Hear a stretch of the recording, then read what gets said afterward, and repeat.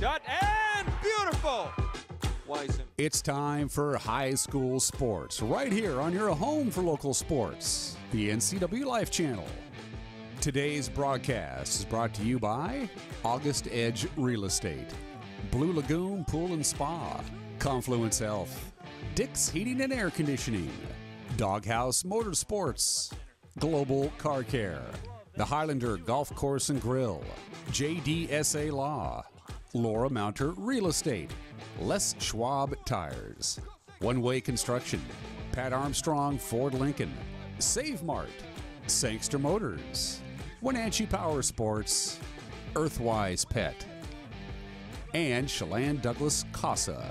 And now let's get ready for high school sports. It starts now on your local TV station, the NCWLIFE Channel. And welcome back to Recreation Park. A light rain is falling, and that is might have an impact on our second game of this doubleheader. Eric Granstrom with you. Joel Norman just got back up to the booth after getting the lineups as Eastmont takes to the field again. Eastmont is the home team, even though we're in Wenatchee's Recreation Park because of the switch of venues here today. Wenatchee came from behind to win game one 9-8. So for the week series, the two teams are even at a game apiece, if you will, after Eastmont was able to take care of business on Tuesday 16-10, but then Wenatchee wins the opener here today by a final of 9-8. We'll get you the lineups here in just a moment on the NCWLIFE Channel. First of all, I can tell you that our broadcast is brought to you in part by Pat Armstrong Ford Lincoln, home of the lifetime warranty. At Pat Armstrong Ford Lincoln, customer satisfaction is number one. Stop by today. Also by Blue Lagoon Pool and Spa. Great service with a personal touch. That's their commitment to you. Blue Lagoon Pool and Spa provides a different kind of full-service care that gives their clients peace of mind. Visit their showroom today. Yeah, the rains have certainly picked up in between the half-hour gap we've had between the two contests after Wenatchee came from behind to win game one by a final of 9-8. And getting ready for game two here, as it looks like Kuski on the mound to start, left-hander here for the Eastmont Wildcats. And he will face one of the Skylemans to start off the ball game, as we have a steady light rain falling, if you will. Thanks to the artificial surface, we'll be okay for a while here. But if we start getting some slipping and sliding, you get some baseballs to get away from people, that will change the direction, I'm sure, as far as our umpires are concerned. So the lefty on the mound versus the righty at the plate. And our first pitch here to start game two is on the way and in there for a strike.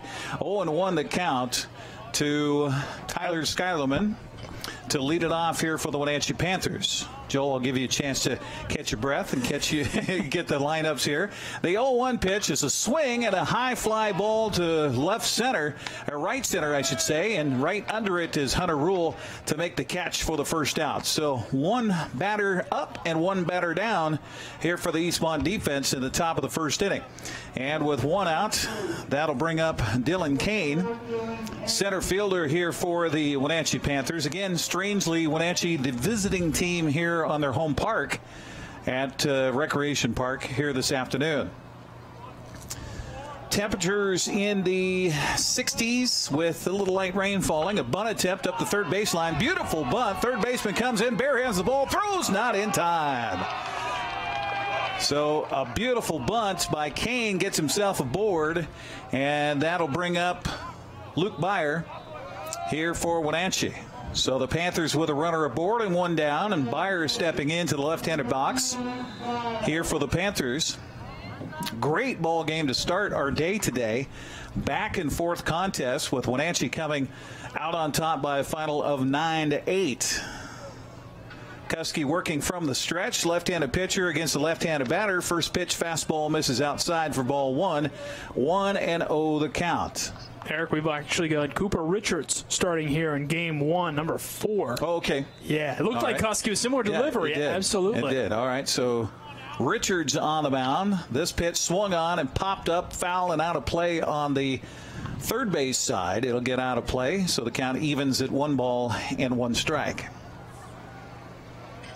Rain is the factor here in game two to start our doubleheader. And that's what was pretty much anticipated from the National Weather Service. It said the heaviest of the rainfall would come about the 1 o'clock hour. And here we are just about 2 o'clock, and that is the case. Curveball here misses high and outside. And the count runs 2-1 on the left-handed batter in the box here for the Wenatchee Panthers. Runner at first takes a short lead. A look over by Cooper. The pitch misses just outside for a ball. And the count runs to 3-1. Again, Luke Beyer in the batter's box. Dylan Kane aboard at first base. And Cooper, as the runner goes, the pitch is across for a strike. The throw down to second base is in time. They got him. Close play at the bag, head first slide by Kane, but a good throw by the catcher. And a tag applied and the out recorded. So 2 down here for the Panthers. And the count runs full on the batter. Cooper will now work from the windup as the rains intensify here. And the pitch swung on and lifted in the air to shallow left field. And that will be recorded as an out, and that'll do it for the Panthers here in the first. We will head to the bottom of the first inning. No score. Thanks for watching high school baseball today here on the NCWLIFE Channel.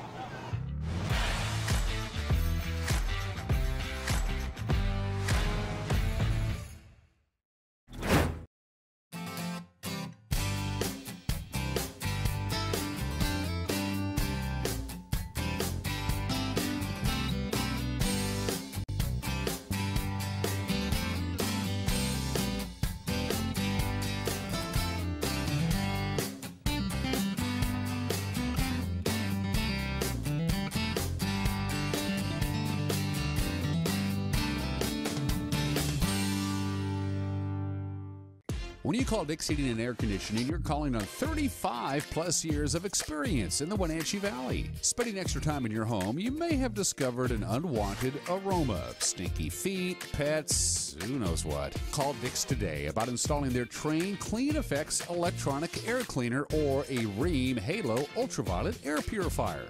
Either way, the air quality in your home will be improved. Proudly servicing all of North Central Washington, call 884-6444 today.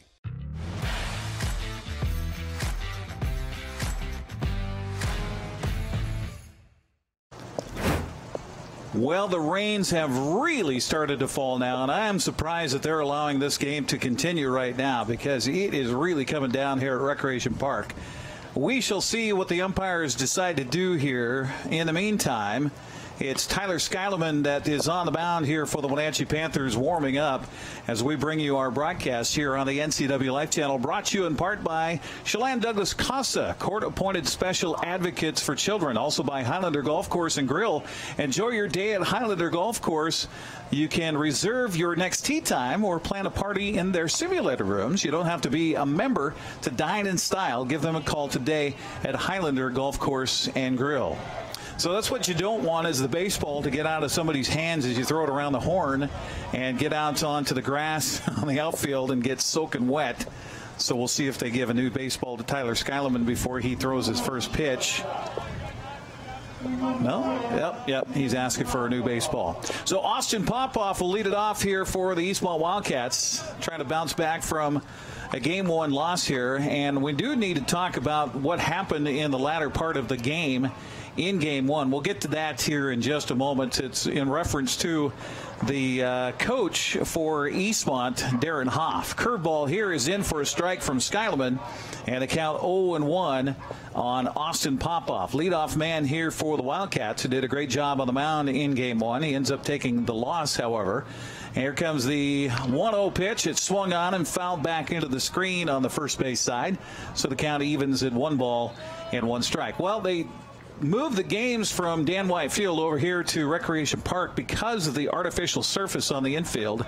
They didn't want to be messing with the possibility of rain and mud over at Dan White Field. And, well, those predictions have come true with the rains falling pretty heavily here. Popoff laces a base hit into right center. He'll take a wide turn at first, but hold right there. So the Cats get their first base hit on their first batter here in the bottom of the first, in a scoreless game so far here in game 2 of this doubleheader after Wenatchee wins game 1 by a score of 9-8.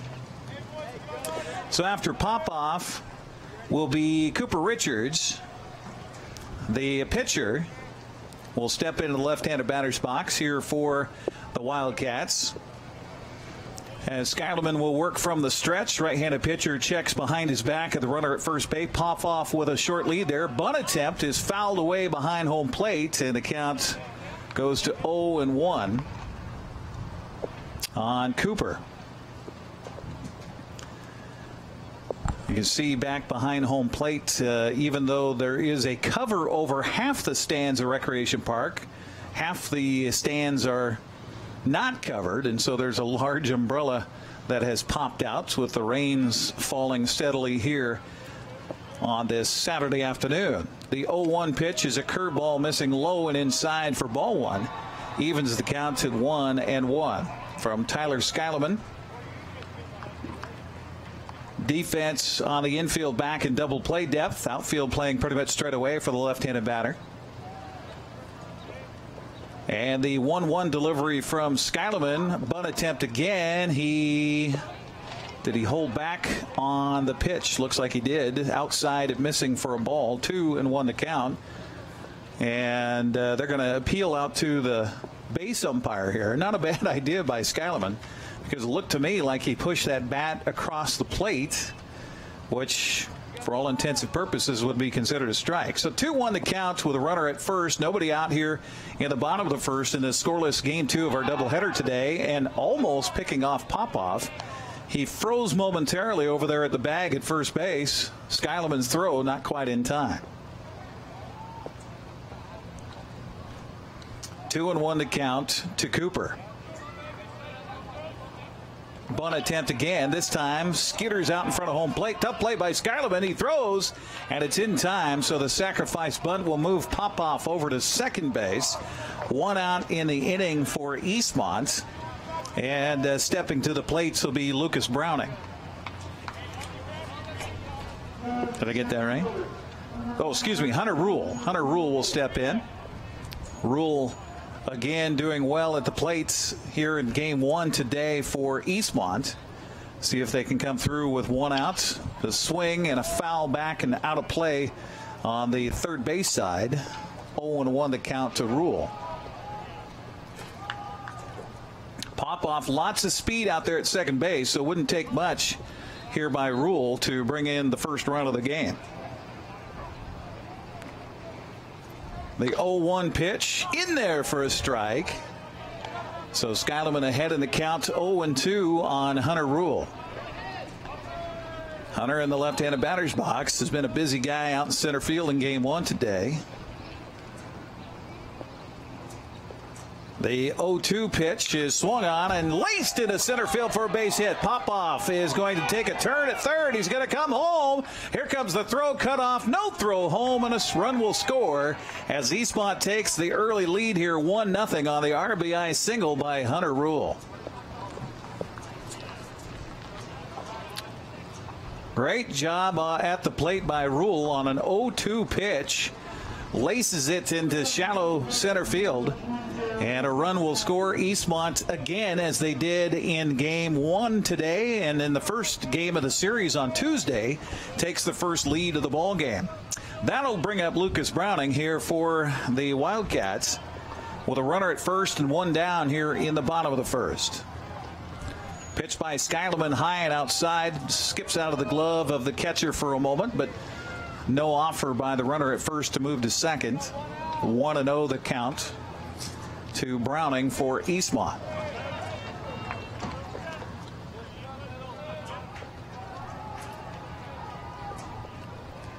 The 1-0 delivery by Skyleman is a little inside for ball 2. 2-0 the count. So in game 1, latter part of the game, back and forth contest, close contest. Eastmont had a discussion out on the mound that brought the entire infield in, Here comes the 2-0 pitch. This one's a strike on the outside portion of the plate. And the count goes to 2-1 to Browning. The umpire came from behind home plate and asked Coach Darren Hoff to wrap it up. And he says, hang on, I'm talking to my guys here. Well, as it come to be, the umpire felt that the coach didn't listen to him. And so this ball laced down the right field line, but foul.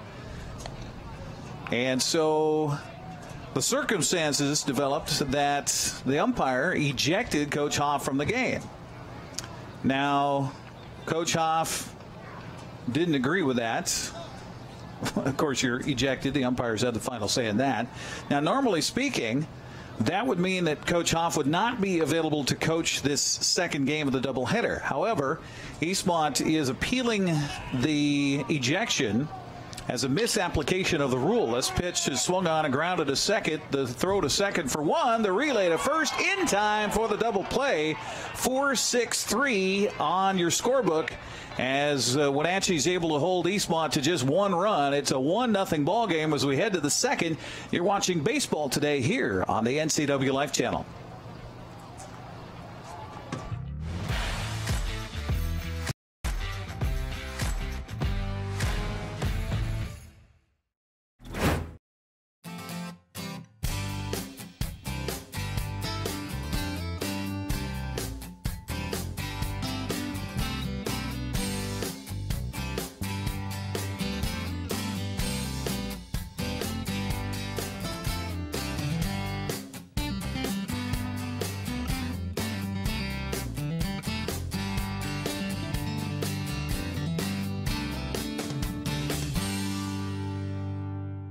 At Earthwise Pet, we take an all-natural approach to wellness and nutrition.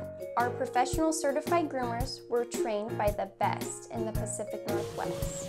Our staff here at Earthwise Pet are all certified in pet nutrition. We are here to help you select the perfect food, supplement, and anything else you may need to make sure your pet is living its best and most healthy life. Earthwise Pet, Nutrition Center and Wellness Spa. Online or in the store, we are here for you.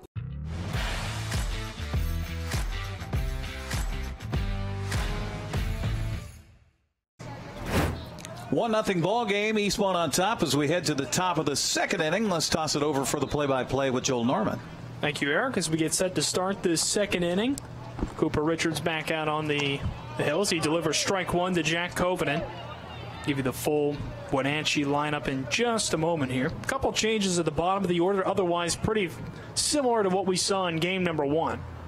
As Richards deals, fouled away.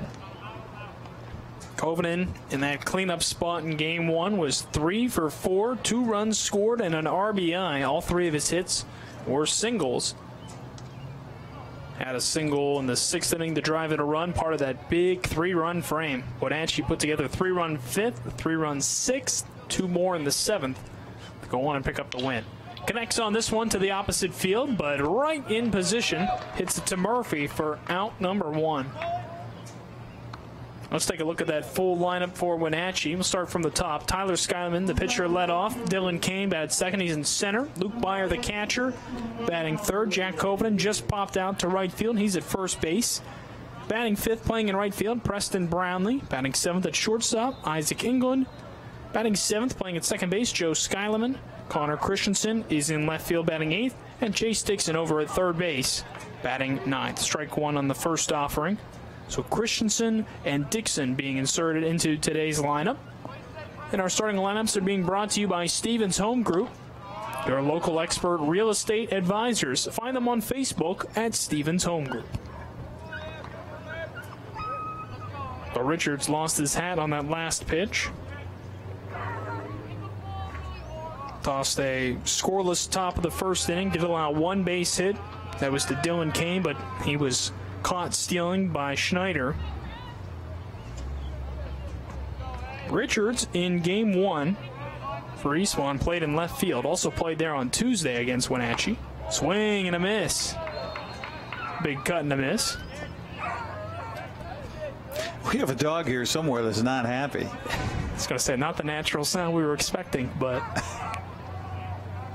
Here's the pitch from Richards, way outside.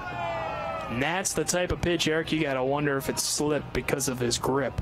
I mean, he was way off on that one. The drizzle pretty much has stopped right now. It's very, very light rain. The way it was raining hard going into that bottom of the first inning, I thought there's no way they're going to be able to play this. But, like you say, things have dried up a little bit, and we'll just see how slippery it is when that ball touches the surface at all. Brownlee fouls it away to stay alive. Then it's over to third base side to chat with head coach Jeff Zender. Yeah, you mentioned it, though. Darren Hoff getting ejected in the first game, but because of Eastmont protesting that ejection, he's able to play here in game number 2. Yeah, so if they determine that the ejection was a correct application of the rule, and that's what they're protesting at this point, then he will not be able to coach on Tuesday, Eastmont's next game, but he is able to coach the second game of the doubleheader right now. Umpires flipped here in game number 2. Don Burt was behind home plate, and he's on the base paths today. Fouled away again. Brownlee stays alive. You can see Burt over on the first base side, just behind the bag. Meanwhile, on the behind home plate right now, John Steiner. I believe it was Burt who called him out. Yeah. Off, that is. Just missing outside. Payoff pitch. That didn't miss by much. Not at all. It's a walk on a full count offering. Brownlee reaches first base. That ejection was so subtle, and I didn't see any outward motion. I know, granted, we're talking from, 400-some feet away, but I didn't see any motion of the hand at all, so hard to figure. Brownlee over at first, ball 1. To the next hitter, Isaac England. And it's unfortunate, too, because that was a really crucial part of the ball game, is Eastmont defensively trying to keep Wenatchee from coming back. The Panthers eventually did and win that first game of the doubleheader today, 9-8. As there's a strike.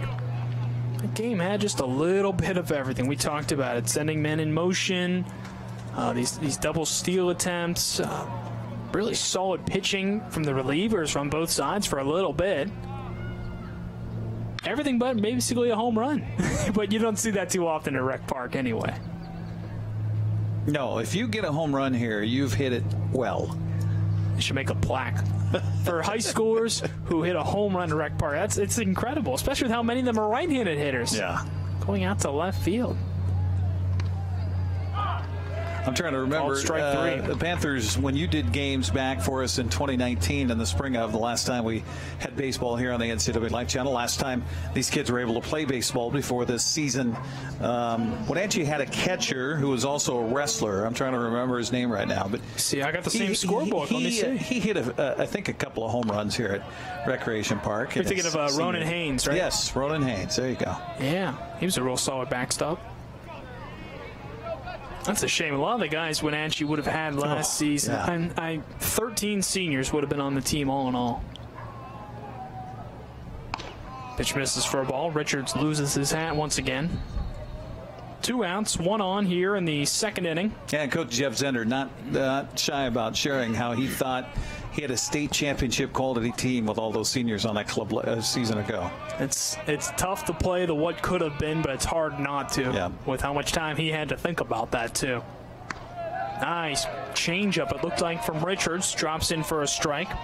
Eastmont did score in the first inning, a leadoff single by Popoff. He was sacrificed over, and then Ruhl drove him in with an RBI single. That's where we stand so far. Wenatchee claimed game 1, 9-8. Outside. I'm going to have to get him something to maybe tape that hat to his head. You know the masks they have that don't go behind the ears? Maybe do something like that just to hold it down. That or some goggles or something, maybe just to have an extra strap up there.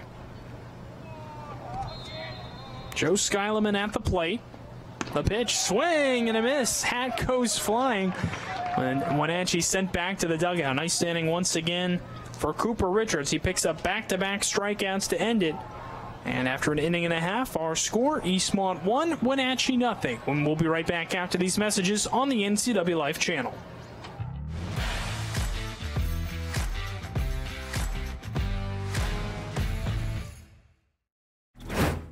Doghouse Motorsports just won Best Motorsports Store for the 7th year in a row. Is it the great facility? Is it the fantastic products? Or is it? I'm Bobby. And I'm Tabor. I'm Mike. And I'm Glenn. Hi, I'm Todd. I'm Jeff. And this is the Doghouse Service Team. Hi, I'm Dee. And I'm Dwayne. And I'm Kathy. Come on in and experience the Doghouse. Are you in the Doghouse?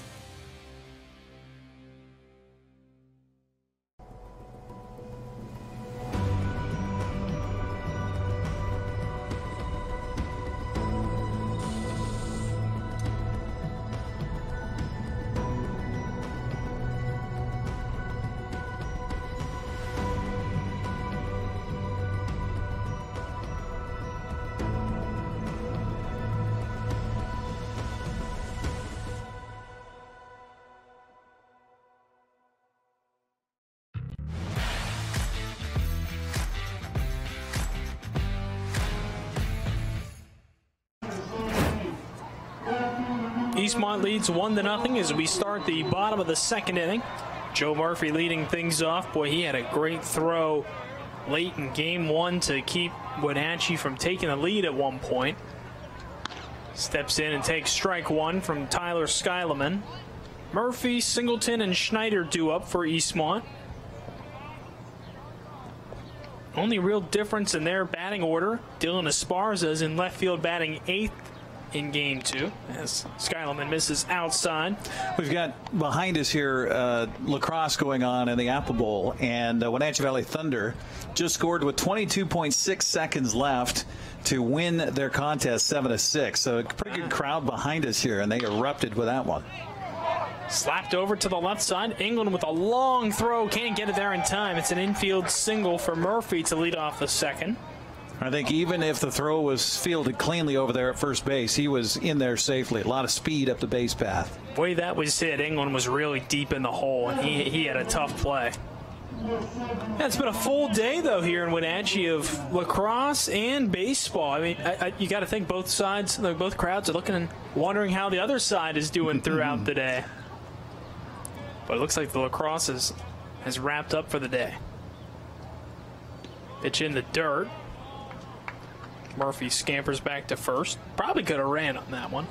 Surprised. I'm a little surprised he didn't. Yeah, the way they've been aggressive on the base paths for both sides here.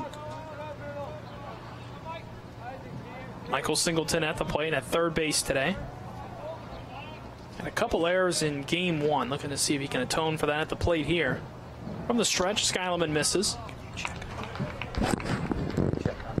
Singleton in game number one reached base on all 4 plate appearances, including singling in each of his final 3 at-bats. Did drive in a run as well. There's a called strike. Singleton batting with Murphy over at first base. All 3 of Eastmont's hits through a little over an inning have all been singles. Only outs recorded were a double play ball and a sacrifice bunt. Pitch is low and away. Eric, after our first game, I was checking the.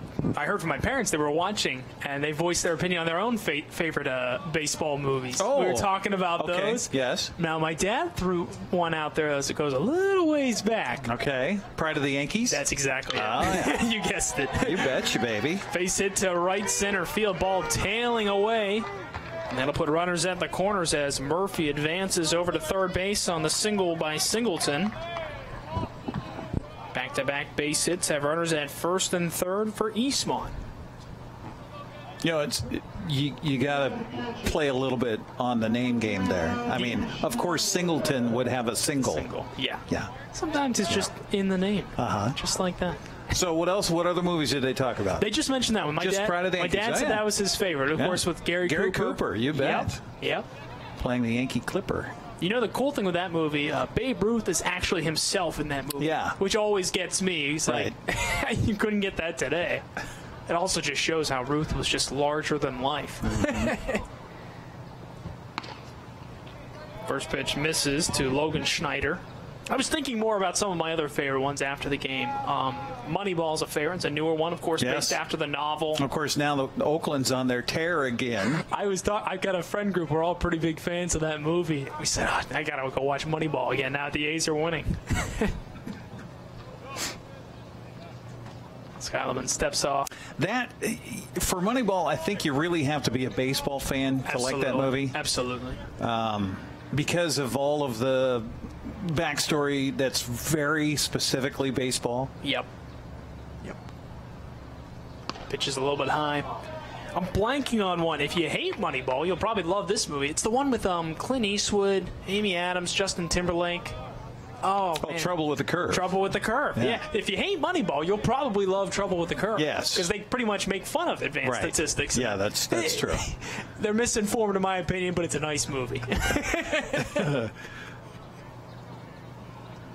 You talk about old school. Yes. The Clint Eastwood's character in that movie. Hit up toward second. Skyland steps on the bag for one. Throw to first in time for the double play, and it saves a run. Or no, the run comes across. No outs in the inning. My apologies. As Murphy comes in to score, Schneider hits into a double play. 2 outs in the inning. No one on. And Dylan Esparza coming up to hit now. Now that extends the lead 2-0 here on a rainy day. Any lead, it just seems extremely large here. Yep. 2-0 now. Murphy coming in to score. Breaking ball misses to Esparza. This is the first time we've seen him in any of the 3 games. Well, a ball game scheduled for 7 innings in a rain situation, I imagine that if they can get 4 in, then that would be an official game. I would think so. Yeah, because Major League Baseball is 5 innings, right? Yeah, right. For a 9-inning game, it's got to be just over halfway complete. Skyleman comes set. Base is empty from the full windup. Deals nice. Swing and a miss. Good pitch on that offering. So how about Rookie of the Year? I haven't seen that in a long time, but that's a good one. That's a nice movie, too. Where the was that the youngster that breaks his arm and it heals, and he has this amazing ability to throw a ball 90-some miles an hour? He's a high school coach. And doesn't he vow to his players or something? No, that's I think of another one. I think, let's see. The Rookie. You're thinking of the Rookie. That's Rookie of the Year is, of course, remove all sense of reality for a kid that pitches in Major League Baseball. Swing and a miss to end the inning. Eastmont tacks on another run. They lead 2-0 after 2 innings of play. Back after these messages here on the NCWLIFE Channel.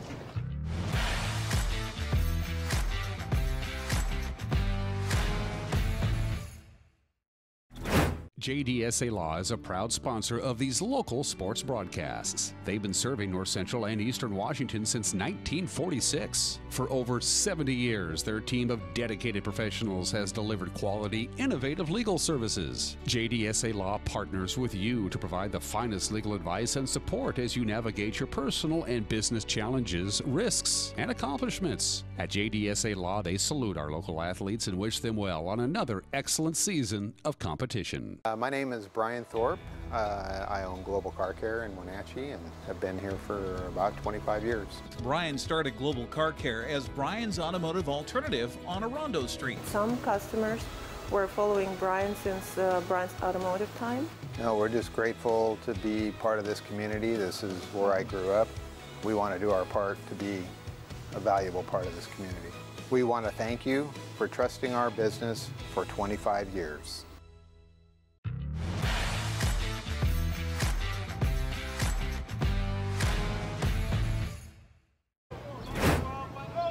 Connor Christensen leads off the top of the 3rd inning. 2-0, Eastmont with the lead. We didn't get the hat thing fixed, Joel. Did not. No one stuck any sticky tack underneath there. When I was younger, I once got sticky tack stuck in my sister's hair. I got quite the scolding after that. Ball hit out toward left center. On the run, Ruhl makes the grab. Hard hit by Christensen, but the fleet of foot Ruhl there to make the grab. One away. Today's broadcast being brought to you by Doghouse Motorsports, now featuring the full line of on- and off-road Husqvarna motorcycles. It's a word I love saying, Husqvarna. Well, I'm surprised they're making motorcycles now. I mean, they've been power tools for a long time, chainsaws. But I guess just a step up to make a motorcycle. Just expanding. Chase Dixon up to the plate now.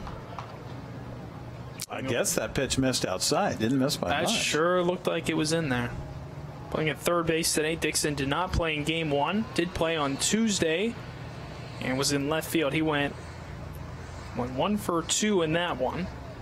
Single and a walk, also batting 9th. That time, though, in left field today at third base. Talking about baseball movies and favorites. The Rookie. I love that because it's based on a true story. Field of Dreams has to be my favorite, though. I think so, too. I remember that movie came out when I was in high school. Fouled away. And we got the videotape, brought it home. My dad was never a guy that would go to the movies. Blue-collar guy, logger, commercial fisherman. He didn't talk about feelings and stuff like that. And, of course, the end of the movie with, hey, Dad, can we have a catch? Oh, are you kidding me? That's great. I'm a blubbery mess over on my side of the living room, and my dad stands up, and he blows his nose. He goes, darn allergies. I think there's a lot of people who might have allergies at that moment. Richards kicks and deals. A little bit off the plate. That movie doesn't have the best plot, but if it doesn't have a emotional plot, I think that's what I always tell people. I say, if you don't like that movie, you don't have feelings. Called strike 3 on the outer edge to Dixon. And there's 2 away here in the third. It has a little bit of everything. It has fantastic acting, some great writing, great cinematography. It's just, and it goes, that's why Moneyball, I can't pull myself out of being a baseball fan to say if it's a good movie or not. But Field of Dreams, I can say that's a good movie. Yeah. I think that's the nice thing about it, is it appeals to the people who love the game and the people who maybe you're just a casual fan. Right. Top of the order, Tyler Skyleman leading things off. The soliloquy in there by James Earl Jones is great. fantastic. And that is what pulls in the true baseball fan. Brings it home, no pun intended. Pitch to Skyleman, cracks this one high in the air to deep left field. On the run, Esparza can't make the play, bobbles it a little bit more. Skyleman still on his feet, heading toward third, slides in with a 2-out triple. That's the hardest hit ball we've seen this week at Recreation Park. That was a shot on the fly to the warning track. Nice attempt by Esparza to get back there, but that ball just kept carrying over his head on a wet day. I mean, this air is heavy today with the precipitation and our humidity, and that ball on a dry day maybe goes out of here. That gap out in left center field is extremely deep. I mean, you look at 350 to left, 385 to center, 295 to right. He literally hit that to the deepest part of the ballpark. And a lot of places at this level of ball, that's probably out of here. Yeah. Not a rec park. I think at Dan White Field, that'd be pretty close. I think so. Pitches outside. Dylan Kane has a chance to cut the deficit to 1. That's out of Paul Thomas, isn't it? I believe so. I'm rusty on the dimensions there, but I think so, because you've got a curved wall at Paul Thomas. Yeah.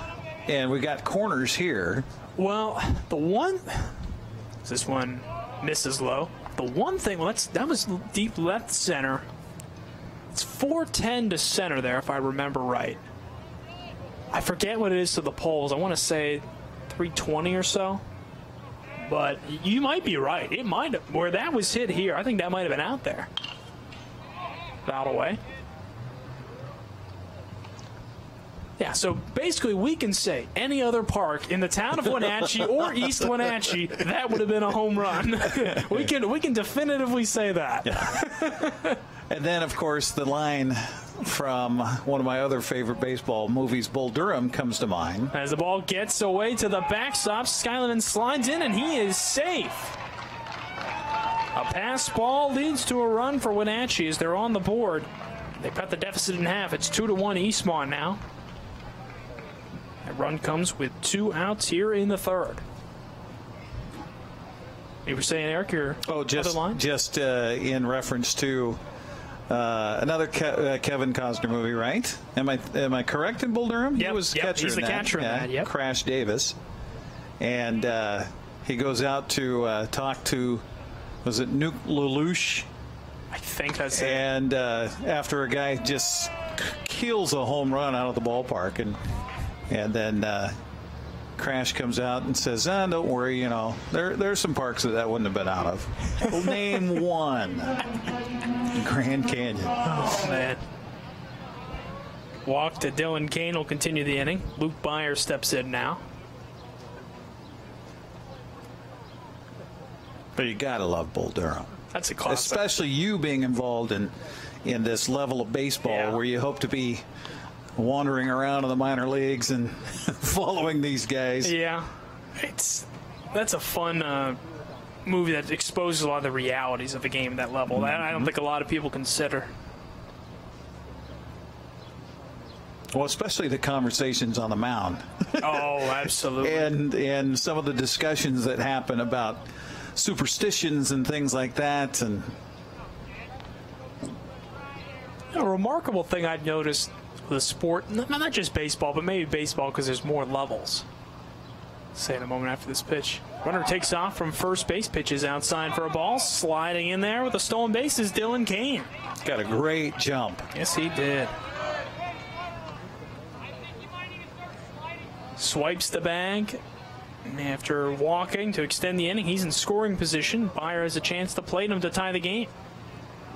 Thing I think, at a younger level of being a fan, for example, I was pretty exposed to the pro game younger, so I always thought, okay, my goal is, get up that high. But I think as you get older, you appreciate all levels of the game a little bit more. Yeah. In a lot of ways, it's you don't think so much at each level. I need to be up at the next one. You enjoy where you are. Right. In a lot of ways. Because there's aspects of each level that go away the higher up you get, and things change a little bit. Sure. Sure. So, as far as broadcasting is concerned, the reason I got into baseball, the reason I got into doing radio at all was because of Dave Niehaus, the former voice of the Seattle Mariners. That was my introduction to baseball, really. That was, I played Little League and things like that, and I was around baseball before the Mariners ever began in 1976. But that was my introduction to how in the world somebody could paint a picture of something I can't see. And I could see it plainly through my mind's eye listening to Dave Niehaus on the radio. And anybody, I think that there's a lost generation there. I talk about my love for radio today, and that doesn't exist. I don't think there's that relationship between the baseball fan and the radio as much as it was. So much more emphasis on being able to stream games that if you can watch it, why would you listen to it? Right. And it's understandable. Pitch misses outside for another walk. Back-to-back walks. Runners at first and second as Jack Covenant will step up. 2 outs in the inning. And honestly, in that discussion, too, the decline of AM radio, because AM radio is where you listened to baseball. That was the only place you could find baseball for decades. Yeah.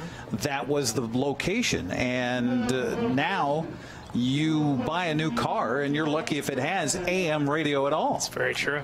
That's very true. I'm trying to even think. We've got stations in Wenatchee, of course, on the AM side still, but, you realize each year how rare that really is to have those. Yeah. Everything's gone FM focus and a lot of stuff gone satellite as well. Yeah.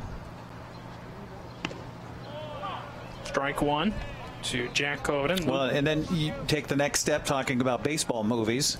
Of course, one of my favorites, too, even though it's a campy, silly movie, is Major League because of Bob Uecker and because of his call of the games. He has his pitch misses upstairs for a ball. I was watching this leads back to Uecker, I promise. I'm watching the Pirates last night. They get one hit by the Minnesota Twins. There was a no-hitter going into the 7th. And as soon as the game ended, I thought of that one. I can't say it on air, but the one famous line Euchre had about getting just one hit in a game. I think you know which one. Are you kidding me? Yeah. One? Yes. Yes. But that was the first thing that came to my mind after that game. Major League is great for a certain age, absolutely. Uh-huh. Well, it's one of those guilty pleasure movies. I agree. No matter what age you are. First and second right now. Wenatchee bats. And how many times, Joel, doing play-by-play, have you seen that pitch that's just a bit outside? You have to use that. You do. That's the one. I don't feel bad at all using that. I try not to, but not to overdo it, but that is such a great call.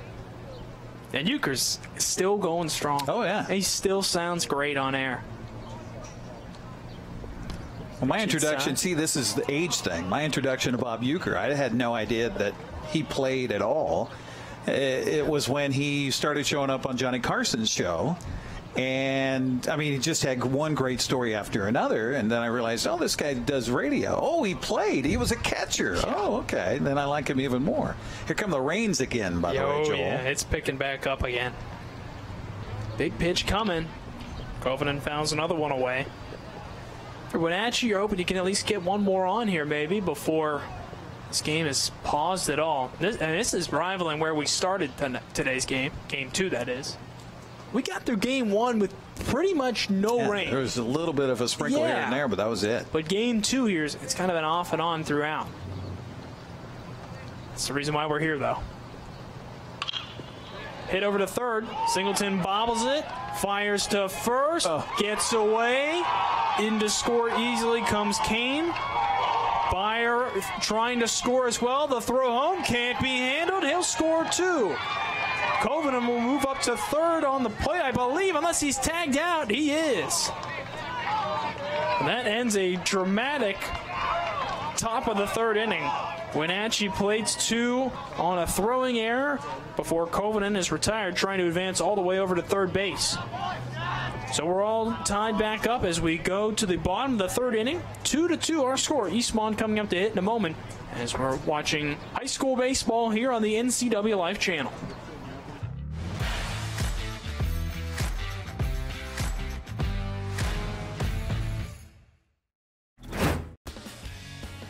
When you call Dick's Heating and Air Conditioning, you get 35 years of experience and customer service in the Wenatchee Valley. Dick's friendly staff strongly believe in repairing before replacing and service all major brands of HVAC units. Dick's Heating and Air Conditioning is your local, independent, trained comfort specialists, proudly serving all of North Central Washington. Call 884-6444 today. If you're like me, you're already dreaming about the summer, enjoying it with friends and family in the backyard. Don't get discouraged with the chilly breeze of spring just yet. There is still work to be done, and the warmer temperatures are just around the corner. If you've been thinking about when to get your backyard ready for summer, come on down to Blue Lagoon, now scheduling pool openings. Ask us why we think you should open your pool sooner rather than later. Call today. Scheduling is filling up fast.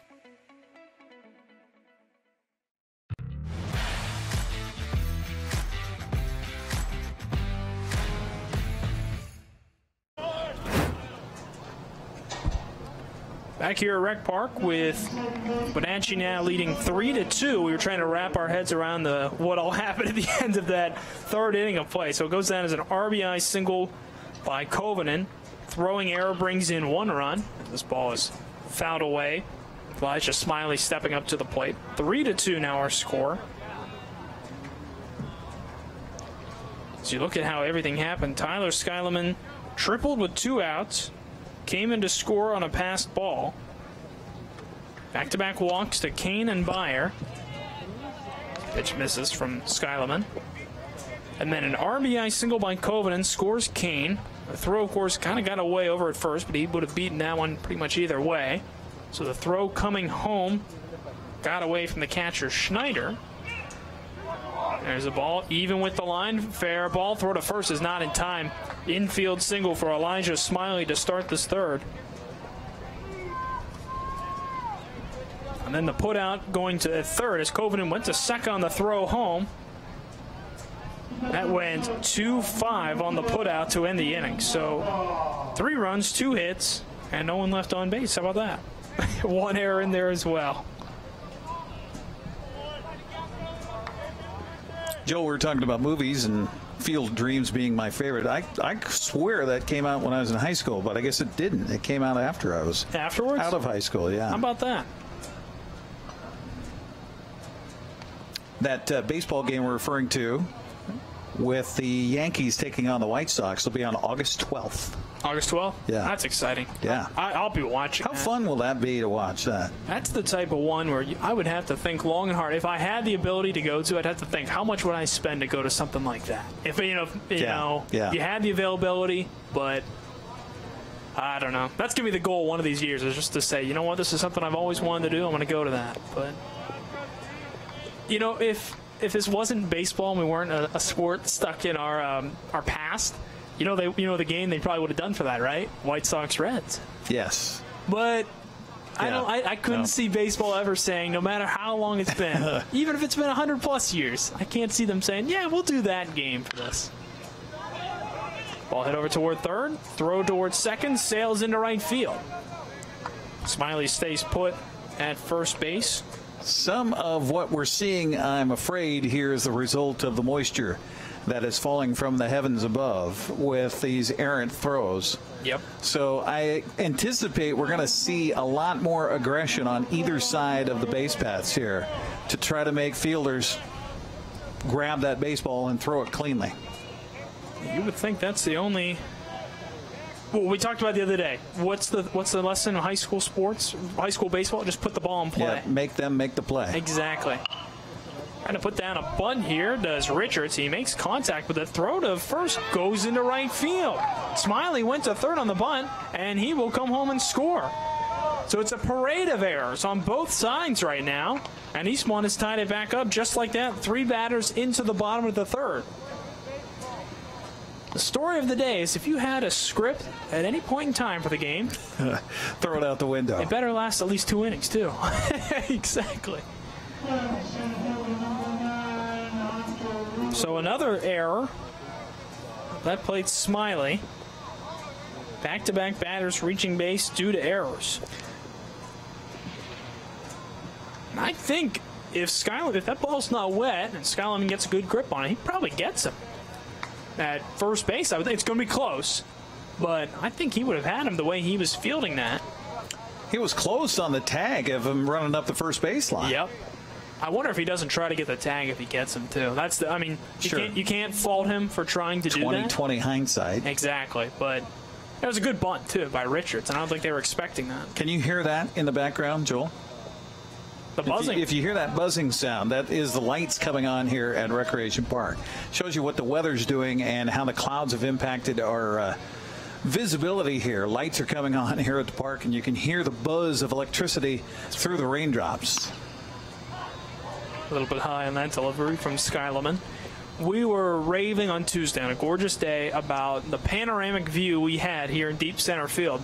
If I look to my right to East Wenatchee, it sure is nice, but if I look toward Kashmir, this is shelled deep to right field and gone.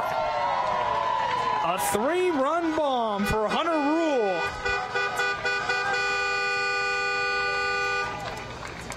That tells you all you need to know. Horn to celebrate. And they should celebrate. That was a bomb by Ruhl off the bat. A 3-run shot, part of a 4-run frame so far. No outs in this bottom of the third inning. As Eastmont has not only tied it back up, they have now taken the lead. 6-3 here in the third inning. Ruhl got all of that baseball, and I think I can say now, Eric, that's the first home run I've seen at Rec Park with these dimensions. I mean, it's impressive, and you looked at the outfielders. They didn't even move. Nope, didn't have to. I leaned forward to look out the window here, and I thought if that ball was coming at us, may have hit the window. That ball was absolutely shelled. Pretty impressive. Ruhl going deep here to give a 3-run lead to Eastmont. first thing I was wondering, I can't really see from here, I was wondering in relation to the scoreboard, I mean, that would have gone over it, but I wasn't sure if it had quite sailed over it depending on the direction. There's a strike. Lucas spanning up after Hunter Ruhl just cleared the bases with a 3-run bomb to deep right center field.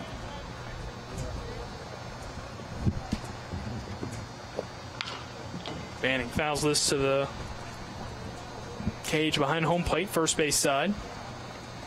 Still no outs in the inning. 4 runs across. 2 hits, 2 errors. Isn't that something in this series this week? It seems when Eastmont scores, they score a lot. That's a good point. It's always been in bunches besides a couple innings. That said, Eastmont has scored in every inning so far tonight. Banning chases one low in the zone. And the throw to first is just in time. A little off, but Kovinen able to put his foot back on the bag to complete the strikeout. First out of the inning. Second strikeout of the day for Skyleman. Boy, and the raindrops are just coming down. Like you said, I don't know how many times we could say it. I'm surprised they're still going here. And you can see it on the broadcast right now. You can see the way it's coming in. Skyleman sets and kicks. First one is fouled away on the pitch to Joe Murphy. Singleton scored last inning. Well, as you look at it here at Recreation Park from our perspective from out here in center field, you look past the grandstands. Normally you can see the hills of Sunny Slope and Birch Mountain. You can't see anything right now. That's our cloud formation here in the valley, and just rains throughout the Wenatchee Valley right now. Skyleman catches the inside edge to make it 0-2. You know what, though? We kind of need some rain. I can't think of the last time it rained in the valley. Yeah, it was definitely needed. Right down the day, too, for the next time it does rain here. Well, and that's, it's one of those double-edged swords. You got so much agriculture around here. Right now the fruit growers are not happy because they've got blossoms on the trees. That's right. The wheat growers are doing a dance right now. They're real happy. Swing and a miss for strike 3. Murphy retired. Back-to-back punch-outs for Skyleman, 2 away. I'll bring up Michael Singleton. Yeah, we'll get to a point in the year. I'm hoping that I hope we see more rain in the valley before August, obviously, with what the dry weather always brings each summer. I'm sure we'll get a couple, maybe at least one in June or so.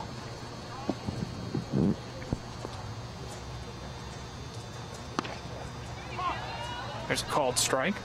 Boy, Eric, I was thinking about it this morning. It's a Saturday morning in late April, and I was coming up to Rec Park. And I was thinking, boy, this is right where the Apple Blossom Parade starts. That's right. How weird is that not having that? Today would have been the youth parade. That's crazy. Ball hit over toward third, flip to first, and the side retired. Not before 4 runs come across on a couple hits and a big 3-run bomb by Hunter Ruhl, as Eastmont has taken a 6-3 lead over Wenatchee. We head to the 4th inning in a moment after these messages here on the NCWLIFE Channel.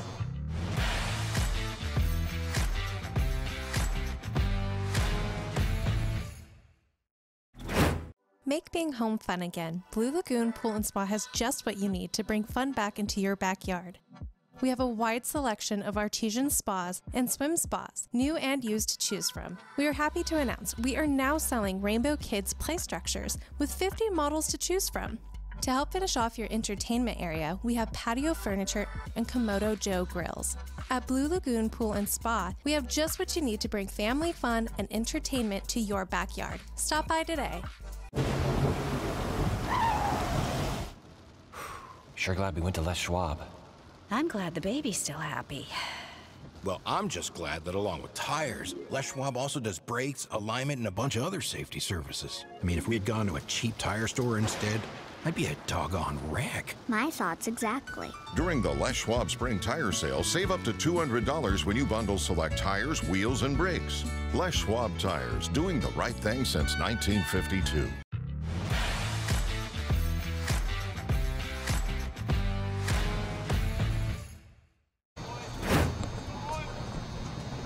A big bottom of the 3rd inning for Eastmont. They score 4 runs and now hold a 6-3 lead over Wenatchee as we head to the 4th inning. Boy, it looked like the Panthers had grabbed momentum, scoring 3 runs to tie and then take the lead. in the top of the third inning, and Eastmont said, well, that was nice. Now it's my turn. And they strike 4 times in the third inning to tie, and then dramatically, of course, take the lead. A 3-run homer by Hunter Ruhl. And we've talked about the weather having an effect, certainly today, as first pitch in there for a strike. And I would say the best example of that was the back-to-back errors committed by the Wenatchee defense. Probably safe to assume, as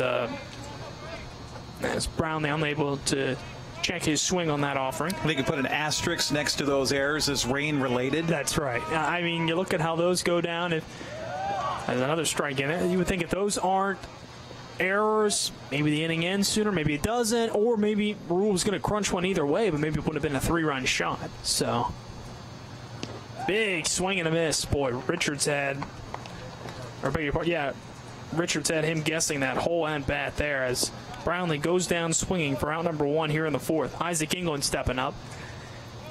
That's just one of those things. Those errors coming back to haunt you in a lot of ways is, you know, once they did make contact and hit one where they couldn't, it was over the fence. England fouls this away. Today's broadcast being brought to you by Sangster Motors. The American Challenge is on at Sangster Motors, home of the all-new Yukon SUV.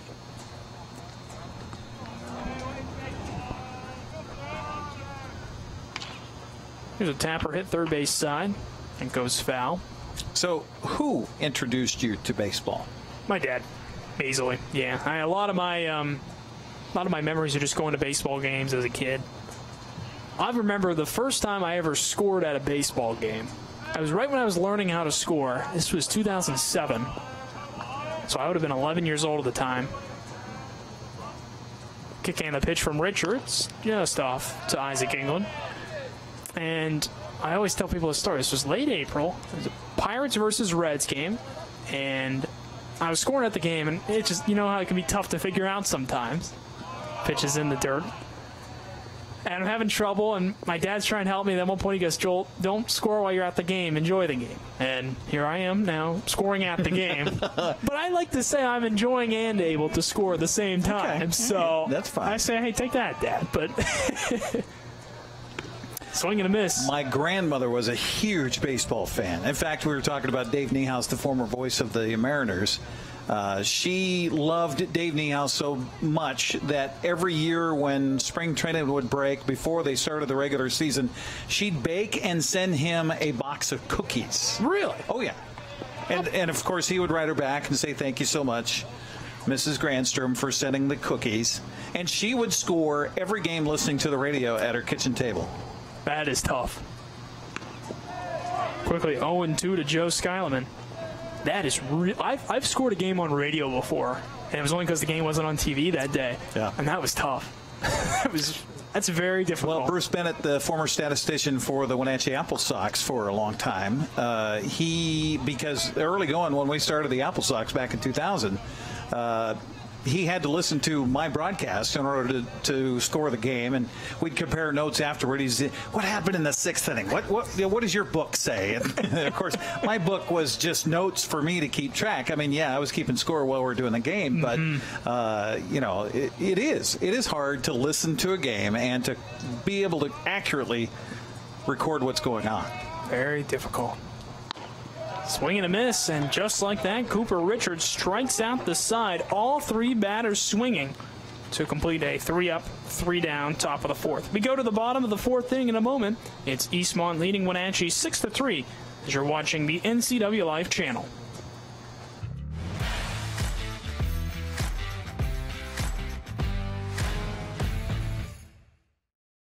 It's in our blood. Building something out of nothing, it takes heart, grit, and hard work. At One Way Construction, our crew is our family. With decades of contracting experience and our in-house design team, we bring a unique perspective to building. We know that if we work together, we are capable of reaching heights that are impossible to reach alone. The possibilities are endless. To achieve greatness once, it's not the end of the journey. It is only the beginning.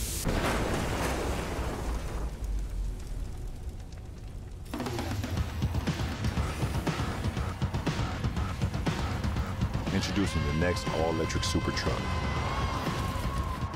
The revolutionary GMC Hummer EV SUV.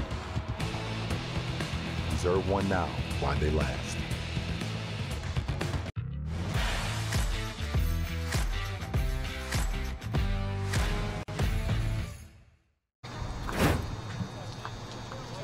And we go to the bottom of the fourth inning with Eastmont leading Wenatchee by a score of 6-3. Joel Norman alongside Eric Granstrom. As Tyler Skyleman heads out for his fourth inning of work. He allowed 4 runs last inning, 3 of them on a 3-run shot by Hunter Ruhl. His first offering is a little bit low to Logan Schneider, the catcher, to lead things off. Just 2 hits in that inning, 2 errors though as well. Skyleman has struck out 3 batters so far today. 2 of them were last inning. This ball skied in the air, high up. It'll stay in the ballpark. Playable. Kane will make the grab. And there's 1 away as we start the bottom of the fourth inning.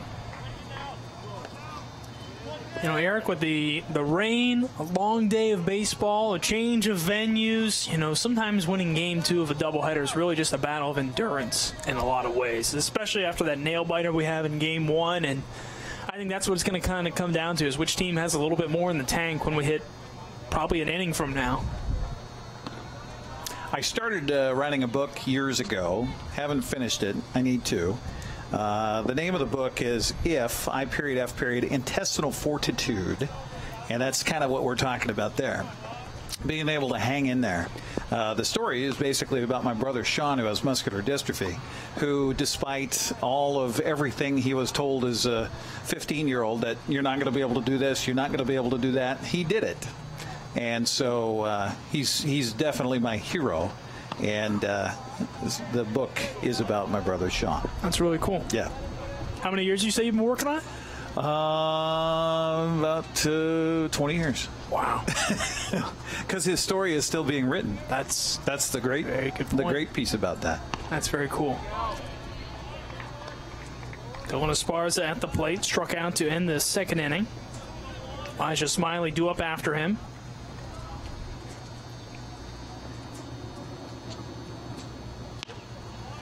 Another called strike. Talked about endurance being a factor. Tyler Skyleman on for his 4th inning of work in this ball game. Of course, he came on late in the first game of our doubleheader today and just misses a called 3rd strike. Instead, it's ball 4. Esparza heads over to first base. That'll bring up Smiley. Yeah, you know, a pitcher pitching 2 games of the doubleheader, not just both games, but also multiple innings in those games, would certainly draw the ire of many other coaches at the higher levels. But it's a little different with the high school schedule, the way it's spaced out a little bit more. I mean, 3 games a week at max. There's a ball hit over toward the second baseman, Skyleman. Joe Skyleman, no play at second, will flip over to first. And they've changed the rules on that for high school pitchers. I believe they've gone to an actual pitch count rather than number of innings. Okay. So that has, in some cases, helped, in some cases hurt coaches trying to extend pitchers in games, and especially both ends of a doubleheader like you're referring to. He got the final 8 outs of game 1. This breaking ball misses. It's one of those things, too, you might even think about it. I mean, we had, about a half hour in between the 2 games? Mm-hmm. You could make the argument that what he's doing today is basically starting a game, having a bit of a rain delay in between, and going back out again. Yeah. So it also could be a move to save the bullpen, too, which has certainly been used plenty this week.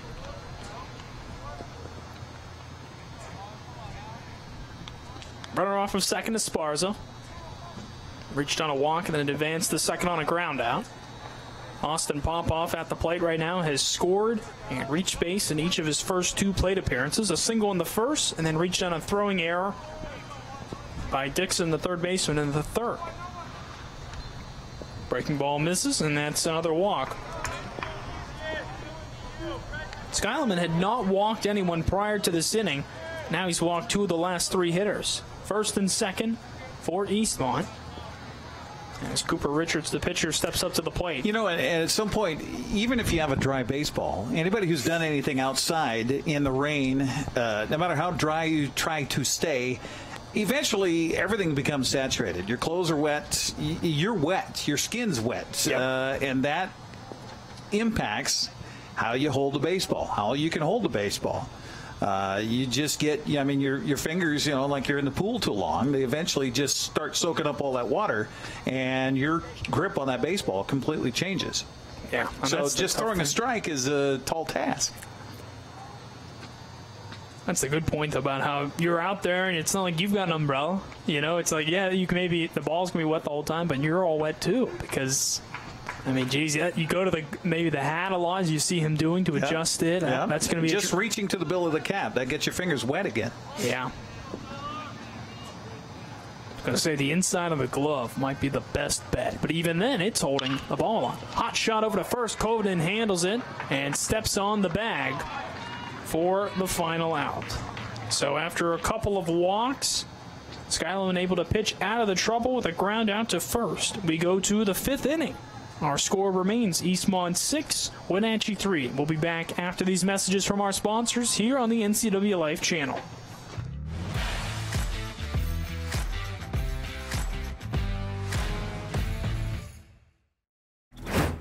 By working together as a community, we can all play a part in promoting children's well-being and strengthening families. April is National Child Abuse Prevention Month. Chelan Douglas CASA is dedicated to supporting families and reducing the risk of child abuse and neglect. Join us in our community-wide Pinwheel project and help keep kids safe. If you suspect a child is being abused or neglected, please call 1-866-363-4276. Wenatchee Power Sports not only has a new owner, but an all-new attitude to match. Speaking of attitude, check out the 2021 models arriving now. Polaris snowmobiles, ATVs and side-by-sides. Yamaha motorcycles, watercraft ATVs and side-by-sides. KTM motorcycles and the latest edition Beta high-performance motorcycles. Coming this fall, a huge demo event featuring the latest and hottest off-road machines. It's all at the retuned Wenatchee Power Sports, where maximum performance is a way of life. 3031 GS Center Road in North Wenatchee, open Tuesday through Saturday.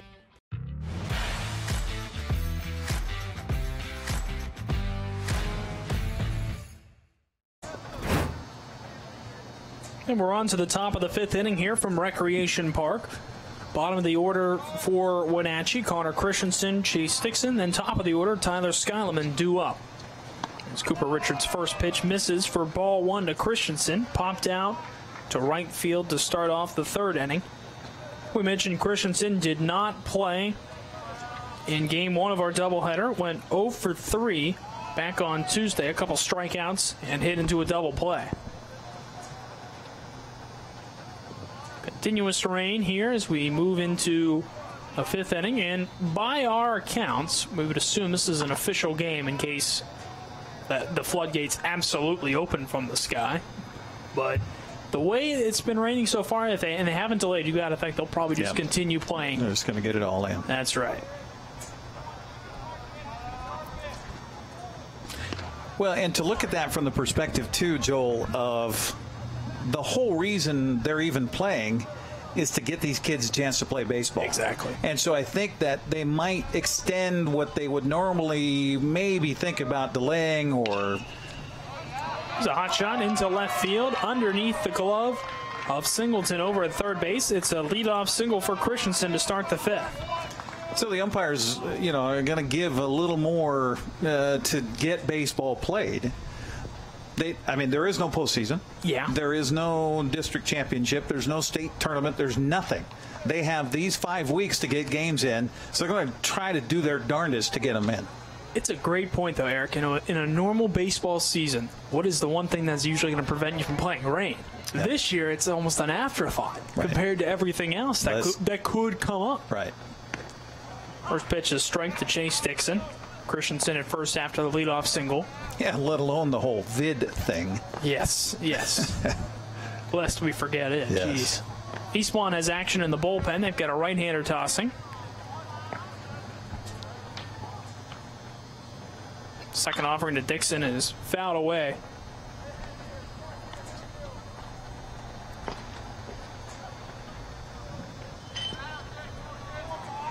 Looks like Carter Bird is tossing in the pen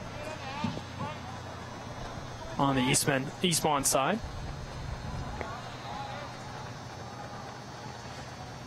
This one misses for a ball to Dixon. Playing over at third base, struck out looking for the second out of the third. Of course, after that, Wenatchee would go on to score all 3 of its runs. A triple, pass ball, back-to-back walks, single and an error during the same at-bat. A little bit of chaos to give them a brief lead. This pitch bounces in the dirt. Throw towards second is not in time. Christensen is there on a wild pitch. Dixon bats with the runner in scoring position now.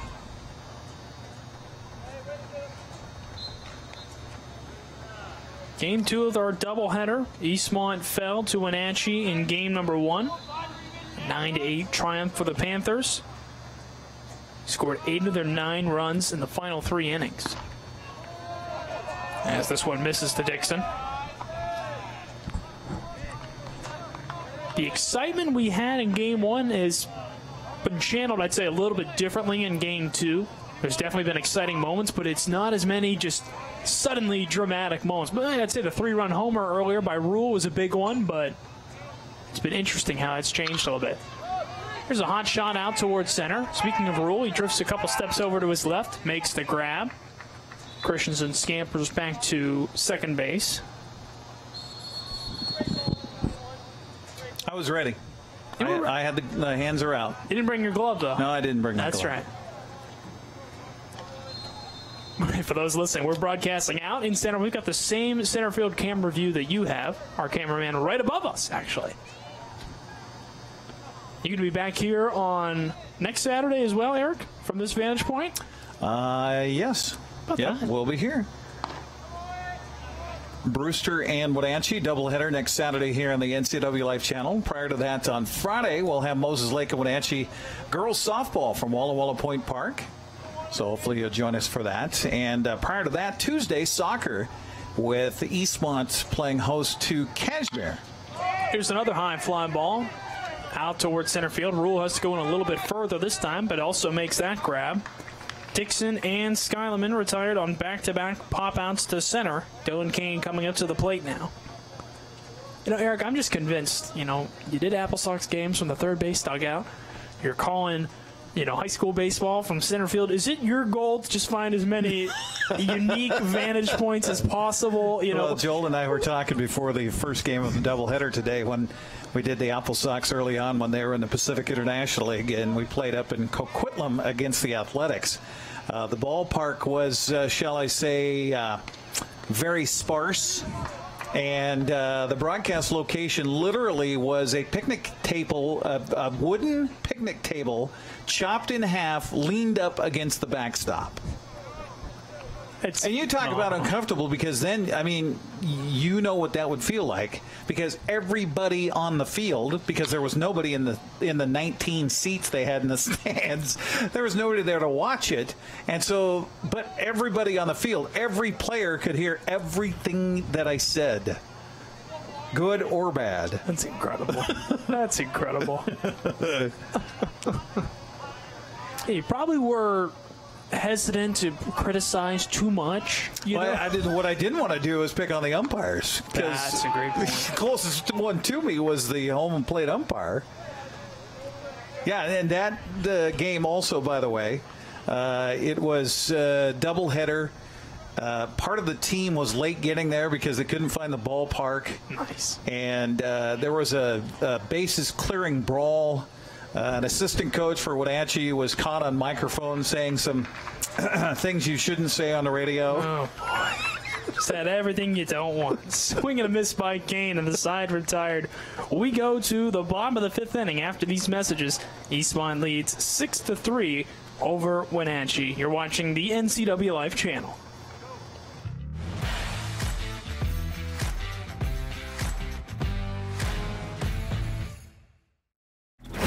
Save Mart is the place to go if you are in the market for home furnishings. They have rows and rows of sofas, love seats, recliners, and chairs, and a vast array of fabrics and colors. Name brands include Ashley, Best, and Stanton. With pictures, lamps, and tables to complement your new furniture, Save Mart is a one-stop shop.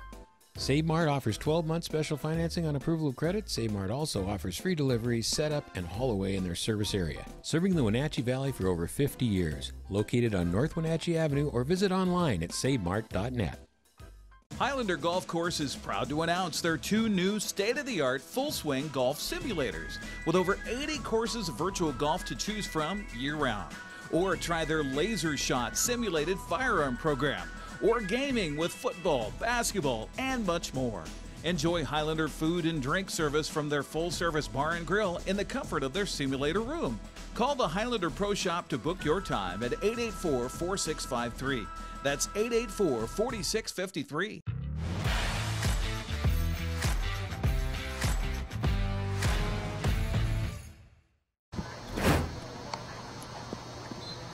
And we're back here on the NCWLIFE Channel as we go to the bottom of the 5th inning. It looks like a pitching change being made here for Wenatchee from one Skyleman to another. Looks like Tyler Skyleman started this one. He heads back over to shortstop, a familiar position for him, where he played for the bulk of game number 1. Isaac England goes over to second base, and Joe Skyleman heads on to the mound. As we start off this bottom of the 5th inning, it's Wenatchee back in the field here. Eastmont leading by a score of 6-3. So the personnel changing just a little bit here for the Panthers. Today's broadcast being brought to you by Wenatchee Power Sports, now featuring Polaris, Yamaha, KTM, and Beta Sales Parts and Service. And by August Edge Real Estate, your personal real estate agency with full service offered at just a 2% listing fee. So, Eric, we've talked about it before, the trouble of coming into a game as a reliever when you're in the field before that and don't have a ton of opportunity to warm up. I guess, Joe Skyleman had a little bit, considering he wasn't going to be due up until being the 9th hitter of that previous inning. So he probably got a little bit of tossing in, but you come right into a game, the ball's wet immediately, and you've been in the field before all of that. So, well, you know what? Maybe, they keep looking at ways to speed up Major League Baseball games. Maybe that's what you do. You don't have a pitching staff. You just have guys in the field that come in and pitch. Your starting 9 are your pitching options. That's it. There you go. There's no replacements. There's nothing. And that's why the coaching staff wears the uniforms, so they come in if you need them for any relief. That's right. There you go. That's right. That's how you speed up the game. See, I have never seen a coach pitch, but I know you have. Yes. You've seen that at least once, right? Ed Nags. Pitched against the Yakima Valley Pippins, I believe. Or it was the Plaid Knights then. Could have been the Plaid Knights. But exhibition game for the Apple Sox. Popped up out of play. And was this the PIL days still? This was, PIL days. So technically he could play, even though he wasn't on the roster. Correct. Yeah. Correct. And it was, plus it was exhibition baseball. So that's right. Anything goes in that regard. That's very and true. Ed, he wanted to save his arms, and the game was out of reach, and so he came in and pitched a couple of innings. It was interesting.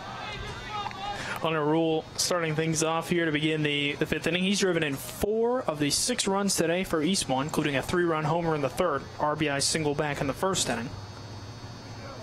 Outfield is back for him. Pitches inside, and as you might expect, he draws ball 4. Heads over to first base. I included that in my book. I hope you know that. Yes. Yeah, I included that story of Ed pitching and his recollection. Boy, Ed Nags, quite the storyteller. You don't have to tell people here that, but the thing, and when anytime I see Ed, Coach's Corner coming down to 3, 2, 1, because that was what we did before every broadcast. I'd go in the dugout and record him on an interview. Banning hits this one to center, right at Kane. He'll grab it. Ruhl scampers back to first base. 1 away here in the 5th. But Ed's way of speech was very unique. Yes, it is. Because he's the only guy I've ever met that would start to say something and then interrupt himself. He would start to answer a question and go,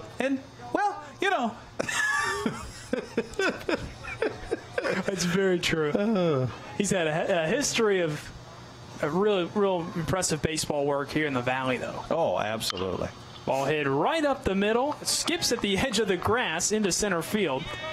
The first pitch swinging, Joe Murphy singles to center. I was wondering when we're going to see the impacts of what's happening as far as the moisture here. That ball, when it got out to the outfield grass, had a rooster tail Yes, on it. that did. Yes, that did. As soon as it left the turf, you knew because it popped up several feet. Runners at first and second with one out. Hunter Ruhl at second. Joe Murphy at first. Michael Singleton steps in. Joe Skyleman in a little bit of a hole early on. Time called on the field for a moment.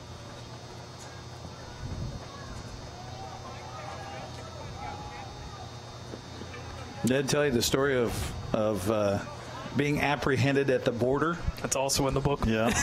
The clean version. I was trying to remember if that was in there or not. Yeah, that one's in there too. I had to include those clean two. version. The clean version. Yeah. Ed, lover of dogs. For those who don't know, I'll let you tell a story with being with the team at the time. You know, the simple version of the story. We gotta tell people where they can get your book. First of all, we can do that. You should buy that. It's on the Apple Sox team shop. That one plunks Singleton on the just miss him. Boy, it looked like that. It was headed his way. Right down his numbers. It seemed like when it went just behind him. So I highly encourage people to get your book, Joel. I appreciate it. Good history of the Apple Sox. Can I encourage your future book before it's even been published, by the way? Sure. Sure. Go on. One inning at a time? Yeah, one inning at a time. Yeah. Apple Sox are headed to, where were we going? We're at the border at Blaine. I want to say Kamloops, if I'm remembering right. No, it wouldn't have been Kamloops because we went through over at Soyuz to get that direction. I think we're heading up to play a series with Victoria, I want to say. Singleton strikes out, by the way. Schneider coming up to hit. Anyway, we head across the border at Blaine, and the bus driver for the charter bus we had, first of all, pulled into the wrong lane for it being a bus. So that didn't help us much. And I'll let you get this pitch here. And so the Border Patrol says, we need you to pull over. We need everybody off the bus. Okay, no problem. So we get off the bus, and we're all standing there. And you know, as being the radio voice, you travel with the team on the bus. And so I'm standing there, and Ed's standing there, and I think Coach Hippie was with us then. I can't remember if that was Coach Hipp or not, but the team is standing there, and of course the Border Patrol, they're talking to the bus driver, and okay, what do you got going on here, and blah, blah, blah. And I don't think they were necessarily searching for anything, but there was a Border Patrol that came by with a drug-sniffing dog. Lovely German Shepherd.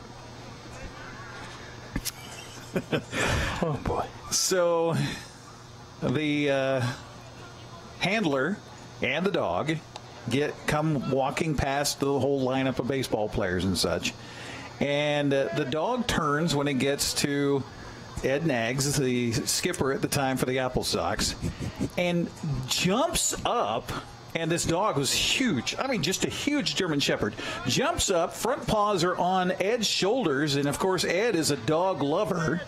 As we get a walk here, bases loaded for Eastmont. That's right, 2 outs. And of course, Ed's like, "Hi, puppy," and saying hello to the dog and everything. And before you can even say boo, they've got Ed spun around, arms behind his back. Ball cracked out toward the left field with the beat on it. Christensen makes the grab, and the side retires. So the assumption is Ed has drugs. They take him inside. We're delayed 3 hours. They give him the good cop, bad cop thing, but it was 2 bad cops instead of good cops saying, you know, we understand you're a high school teacher. What would your class think if they knew about this? And come to find out, Ed had a poppy seed muffin that morning, and the dog smelled it on him, and so the rest is the rest. And he's fine, and we got to the games, and everything went fine. But unbelievable. It was quite the trip of the border. 6-3 our score. Eastmont leads. We'll be back in a moment here on the NCWLIFE Channel.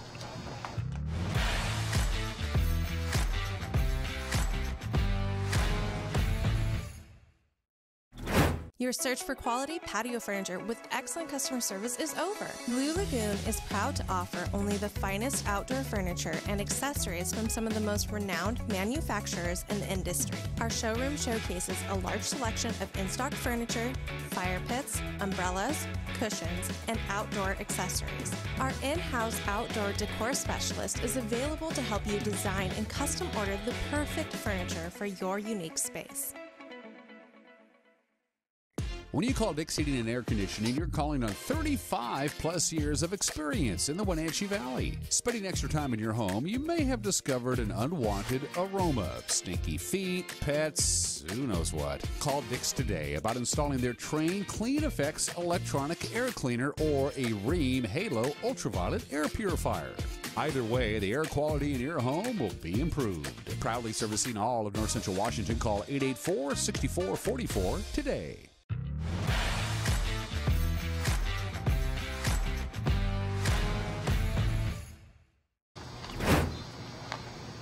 On to the sixth inning of play. It's 6-3 with Eastmont leading over Wenatchee in this one. Joe Norman alongside Eric Granstrom. Wenatchee will send Luke Byer, Jack Covenant, and Preston Brownlee up to the plate here in the sixth. They scored 3 runs back in the third inning at the time to take a 3-2 lead after Eastmont had scored 1 in the first, another in the second. The Wildcats stormed back with 4 in the bottom of the third inning. That's where we stand right now, 6-3. Of course, the big hit was the 3-run homer by Hunter Ruhl that made the game go from tied to up 3 for Eastmont. Ball 1 to Luke Byer.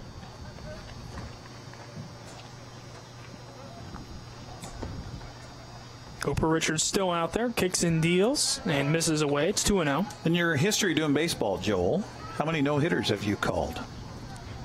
0. Really? 0. Wow. You ever call one? Oh, yeah. Well, I was going to say, with the Apple Sox, you probably did. did. The Apple Sox, yep.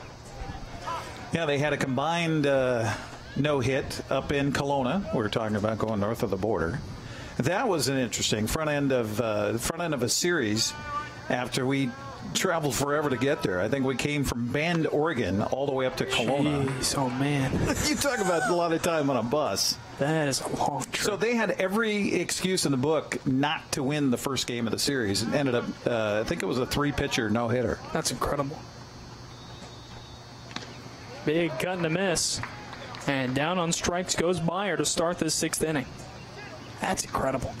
And the most impressive no-hitter that was a 9-inning just gem was DJ Lydiard at Moses Lake when Moses Lake was in the league. Just incredible. There's a base hit up the middle on the first pitch swinging. Jack Covenant reaches base with 1 out. Second hit of the game. And on the day, Covenant now has 5 singles in 2 games. 5 for 7 overall at the plate. Yeah, Lydiard, if I'm not mistaken, he's got a lot of Apple Sox single game records solely because of that no-hitter. Sure. Strikeouts as well, I think. See, I think he had 12, I want to say. Yeah, and that was a weird one, too, because I think it was in the final inning that there was a line drive foul ball that hit a girl down the third baseline, and there was a delay of about 20 minutes in the middle of that whole thing. And again, if there was an excuse for him not to continue and carry out the no-hitter, that was it. But he was able to gather himself and finish it off. That's crazy. Preston Brownlee up, batting with 1 out. Covenant over at first. I called 1 game in college. This pitch is taken up high for a ball. I called 1. Pitcher was a sophomore for West Virginia. They were playing, I want to say TCU, but probably not because they're really good. So he probably wasn't no-hitting them. But I keep thinking it's them or Kansas State. I'm thinking of purple. Swing and a miss. He took a perfect game, scratch that, into the 8th inning. He had 1 out in the 8th inning, and then he gave up a single right up the middle.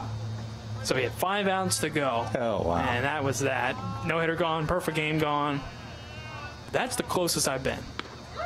Swing and a miss. Nice How about breaking in the ball. major leagues last week? Perfect game until a hit batsman in the 9th inning. Carlos Rodon, yes, right? Yeah, with the Rodon. White Sox. That's right. Well, that was cool. Yeah, last night there was one going into the 7th inning. I was mentioning Jay Happ had one with the Twins. Former Mariner. He's been a little bit of everywhere. He's been, former just about everybody you can mention. Pirates, Yankees, Phillies. I'm thinking, who else now? I want to see who's at Toronto. Toronto, yeah, Blue Jays. Who's the one pitcher, though, who's been with every team? What's that? Oh, there's the one guy. He's played for just about every team in the league. I think he's out of baseball now, but that's upstairs. Feels like Fernando Rodney has pitched for a lot of people, too. Yeah. Well, I was just about to say the rains look like they've abated here, but now here come the drops again. Spoke too soon. Edwin Jackson, that's what I'm thinking. Oh, yeah. He's pitched everywhere.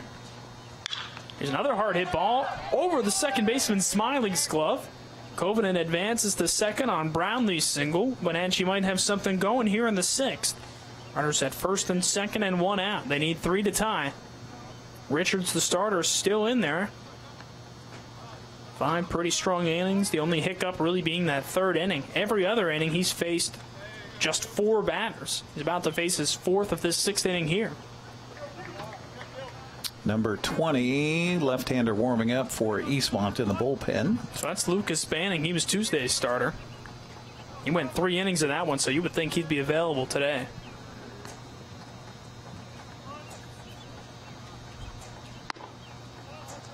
Ball 1 on the first pitch to Isaac England. I would think the only pitcher who isn't available in this game for Eastmont is probably Austin Popoff. Yeah.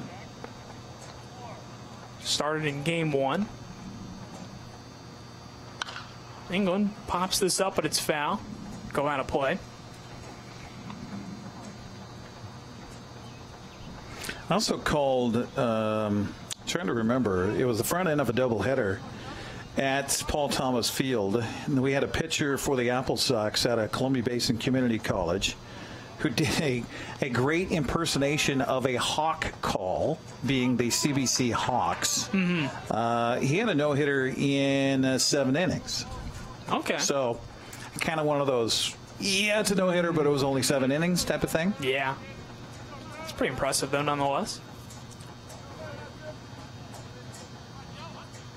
What year was that? Oh, I can't. Nope. That is not there. That is not there. It's all right. England fouls it away. 2 strikes on him. Well, I've tried to recount and recapture my years of doing the play-by-play for the Apple Sox. Mm-hmm. And it was 2000 to 2004 or 5, and then took a break doing the Seahawks stuff. And then came back in, I think, 2008 and did another several years there. I know I was, after my KPQ days, I was the PA announcer 1 season. So, been around it a long time. Runners at first and second here for Wenatchee. Down by 3. Big cut and a miss for strike 3. And the side is retired. Wenatchee gets a couple aboard, but strands them. And that does it for the 6th inning. For the top of the 6th inning. We go to the bottom of the 6th after these messages. We'll be right back here on the NCWLIFE Channel with Eastmont leading 6-3.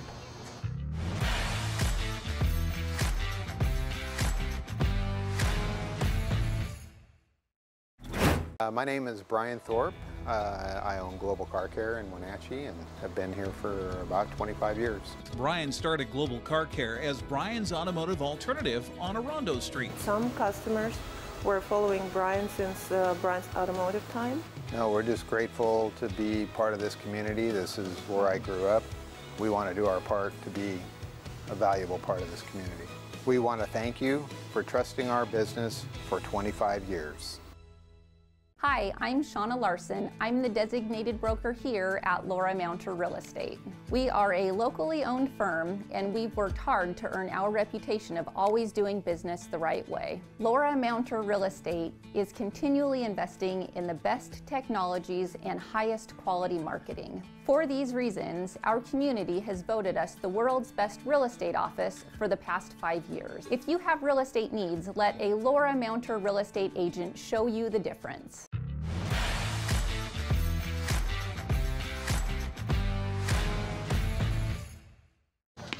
7, we go to the bottom of the 6th inning. It's Eastmont leading Wenatchee 6-3. Today's broadcast is being brought to you by Laura Mounter Real Estate, rated the world's best real estate firm for the Wenatchee Valley in 2020. And by One Way Construction. One Way is a premier custom home builder and general contractor in north central Washington.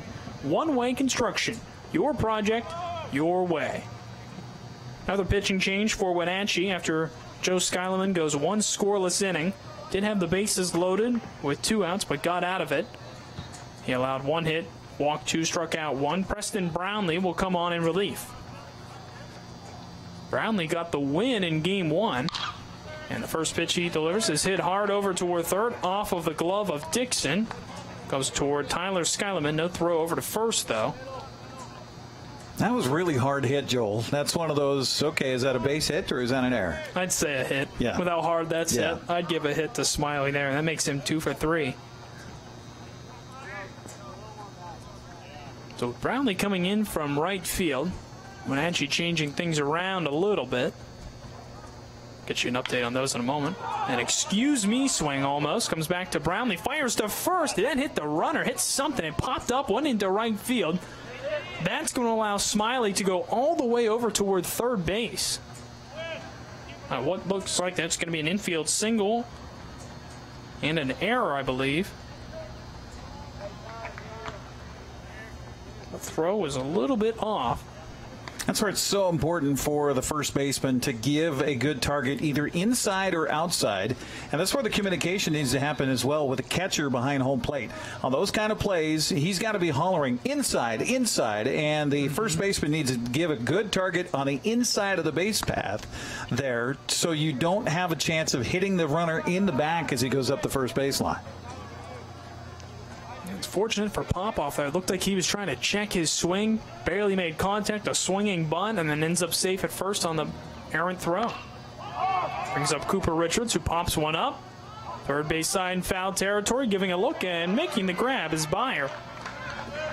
For people who've never played baseball before or don't know much about it, that's one of the hardest catches to make as a catcher, to turn around behind home plate, because that ball has an extreme English to it, because it's spinning through the air and is actually arcing back towards the field of play. That's why the catcher turns and faces the backstop for that catch.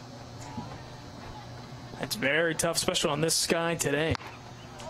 Looks like Quinn McKay has taken over in right field. Haven't seen him yet in any of the 3 games. He's in place of Brownlee in right field.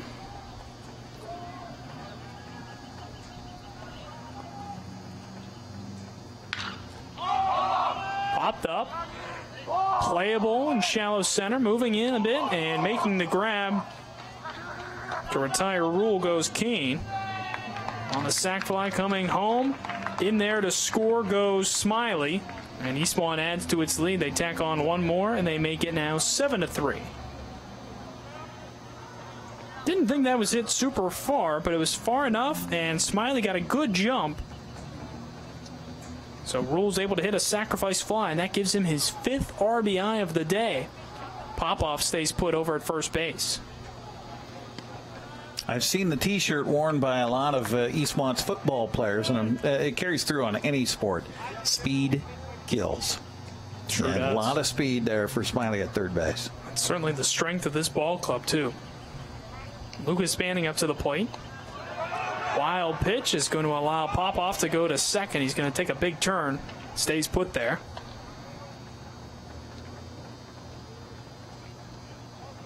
We saw Banning warming up a little bit before this bottom half of the inning.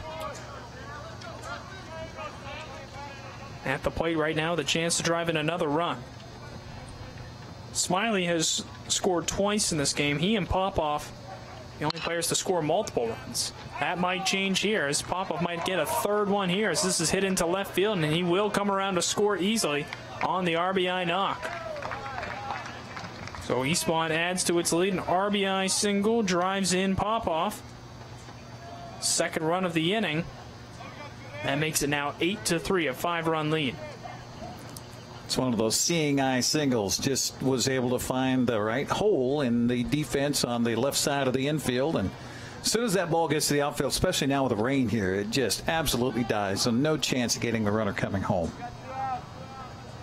Looks like it was actually a pinch hitter, I believe, for Banning on that last at-bat. Apologies. Joe Murphy up to the plate now, though.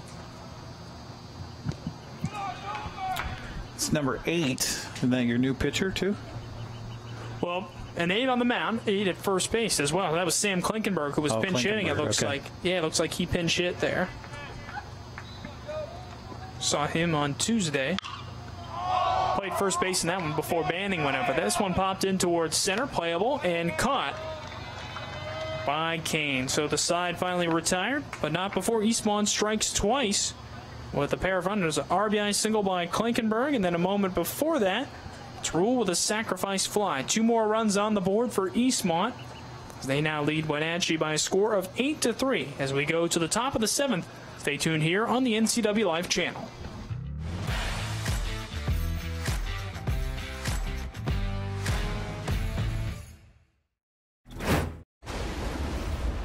To achieve greatness once, it's not the end of the journey. It is only the beginning.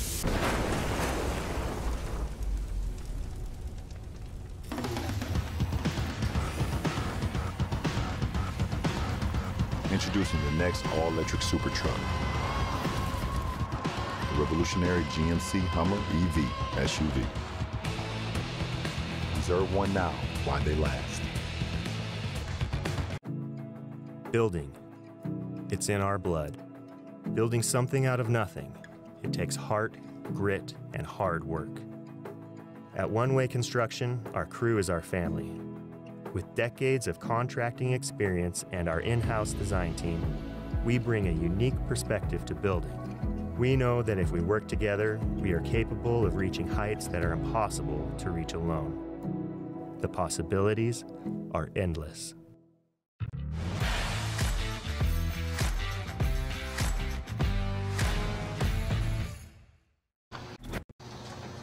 Last chance for Wenatchee as we get started with the top of the 7th inning. Wenatchee is the road team today, as we mentioned, because of the rain that we did have here in Game 2. Didn't get a lot of it in Game 1, but because of the rain, these 2 games were originally scheduled to be taking place at Dan White Field, were instead moved over here to Recreation Park because of the turf infield allowing for a little less trouble with the rain. We have seen some issues with the rain, whether it's handling the baseball at all, but been able to get this game in without any stoppages, and Eastmont is looking to wrap it up here and pick up a win to improve to 4-2. Wenatchee, with a loss, would fall to 2-4. But as we saw in Game 1, and as we've seen at times in this one, anything can and will happen. Carter Bird is on in relief of Cooper Richards. Richards in line to get the win. He went 6 innings. Really impressive work, allowed 3 runs, 2 of which were earned, and on just 6 hits as well. First pitch is in there for a strike as Wenatchee gets things started here. Bottom of the order up. Get can the pitch from Bird. That's outside. Today's broadcast being brought to you by Global Car Care. Your vehicle is their #1 priority.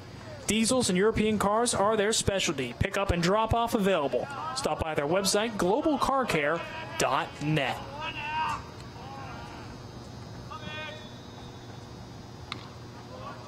Softly tap foul.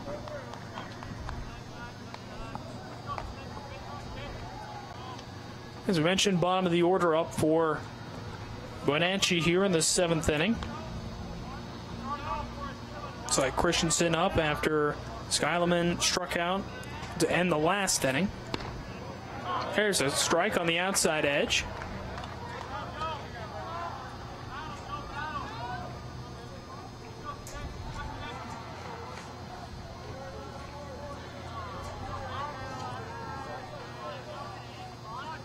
Christensen 1 for 2 today. Single a few innings ago. Hits this one over to first. Klinkenberg will take it over himself for out #1.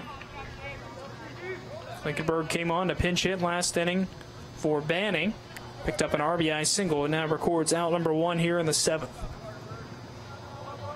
Les Schwab Tires takes your safety seriously every time you stop by. Dick's Heating and Air Conditioning also sponsoring today's broadcast. They're providing heating and air conditioning service and installation since 1982.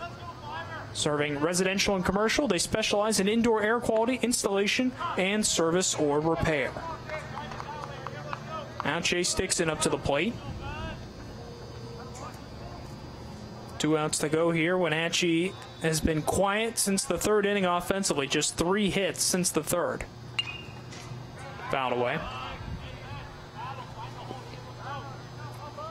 Following today's game in this doubleheader, Wenatchee will be at Brewster on Tuesday at 4:30.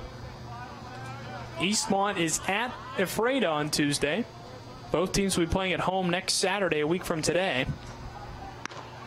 Pitch just outside. Wenatchee will host Brewster for a doubleheader next Saturday starting at 11 a.m. Eastmont will host Chelan for a doubleheader starting at 11 a.m. I would think maybe Brewster and Chelan will just take the same buses. Not in the COVID era, though, I should say. No. No. Not this year, but in a normal year, that might be a carpool opportunity. I just wondered that, too, with, you've got the softball teams that are traveling and trying to get their games in and stuff, and prior to COVID, obviously, but why they didn't just combine the softball teams with the baseball teams and get them to the same towns to play on the same days. It just didn't ever make any sense to me, but then again, I'm not an administrator trying to keep boys and girls separate. Yeah, that's a good point. That's I think the side we don't think about, right? Yeah. Top of the order, Tyler Skyleman up. 2 outs after Dixon goes down swinging. Wenatchee down to its final out here in the top of the 7th. Kick and the pitch from Bird. Gets to the backstop. Carter Bird pitched on Tuesday in relief. Inning and 2/3 for him, allowed 2 runs, both earned on 3 hits, 1 walk, and 1 strikeout in that one. Tyler Skyleman has tripled and scored in game 2. He's 1 for 3 overall with a pair of pop-outs. Next pitch is hit the opposite way, playable and caught.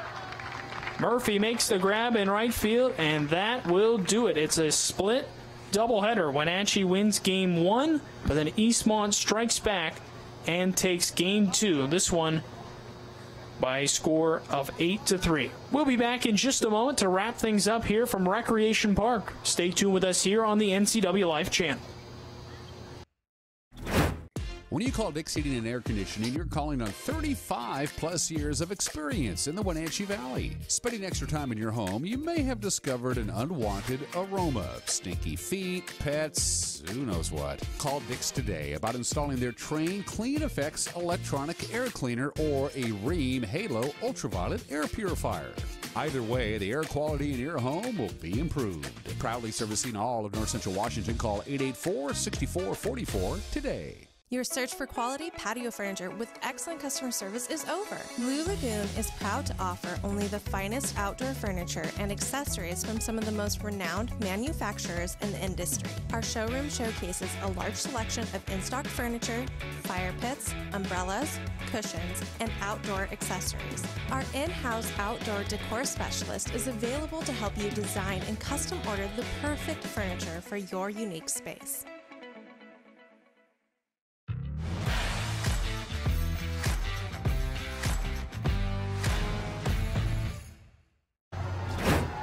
Back to Recreation Park to wrap things up from an exciting day of baseball. The doubleheader between Wenatchee and Eastmont here at Recreation Park. In Game 1, Wenatchee won 9-8 in a back-and-forth ball game. Eastmont scored 4 runs in the bottom of the first inning. Wenatchee struck back with 1 in the top of the third. They got 3 more in the top of the 5th inning to tie it up, but Eastmont promptly responded with 4 in the bottom half. However, there would certainly be more to come, as Wenatchee would get 3 in the 6th and 2 in the 7th to get the 1-run victory. Different story here in game number 2. Eastmont scored in every inning except for the 4th and 5th. And it was Wenatchee leading, though, in the top of the 3rd inning. They had tied it up and then taken the lead. Took a 3-2 lead into the bottom half. Eastmont got the run back, and then Hunter Ruhl gave them a permanent lead with a 3-run homer. And, of course, the Wildcats would tack on 2 more runs in the 6th inning. Joel Norman alongside Eric Granstrom wrapping this one up. And Eric, a little bit of everything here today. We had weather, we had Lots of different strategy, a lot of different baseball, kind of what you see in a lot of doubleheaders, though, isn't it? Yeah, absolutely. I think for the Wenatchee Panthers, you come out of the series taking 1 out of the 3 for the week and split the doubleheader today. If you can consider it a moral victory, I would go for that. Panthers, a very young club, and some freshmen and sophomores contributing to the lineup here for the Wenatchee Panthers. Meanwhile, if you're the Eastmont Wildcats, you take 2 of 3 from your Cross River rivals. They've had the overall historic advantage in the series, and so you got to feel pretty good if you're Eastmont. And you come out of the weekend with a split, and you get yourself ready for another week of baseball. One question you have going into Tuesday now is pending an appeal of an ejection of Coach Darren Hoff in Game 1, is whether he'll be available for coaching duties on Tuesday. But nonetheless, Eastmont still above 500 as they head into the next week. Yeah, Eastmont improves to 4-2 on the season. Wenatchee falls to 2-4 on the season. You talked about the rivalry, of course, between these two teams. Eastmont on Tuesday picked up its first win since 2018 against Wenatchee, and it snapped at the time a 5-game losing streak in the series. Wenatchee had won the previous 14 of the previous 16 meetings. Now perhaps a new streak as Eastmont takes 2 of 3 against Wenatchee on the weekend. Really flips the script just a little bit. Thank you to some of our sponsors for bringing us today's game. Save Mart, Shop Smart, Shop Local, serving the Wenatchee Valley since 1962. Earthwise Pet, if your pet had a choice, they'd choose Earthwise. And Confluence Health, high-quality care close to home. Confluence Health is dedicated to improving our patients' health with safe, high-quality care in 12 communities. Before we wrap it up, I want to thank our crew here today for helping us out. Our drowned rats handling the cameras today. Matthew Baxter upstairs and Levi Day down on the first baseline. Thank you to them. Also, thanks to Tucker Wagner for providing the technical assistance to get things up and running. Our line producer today is Josiah Davison.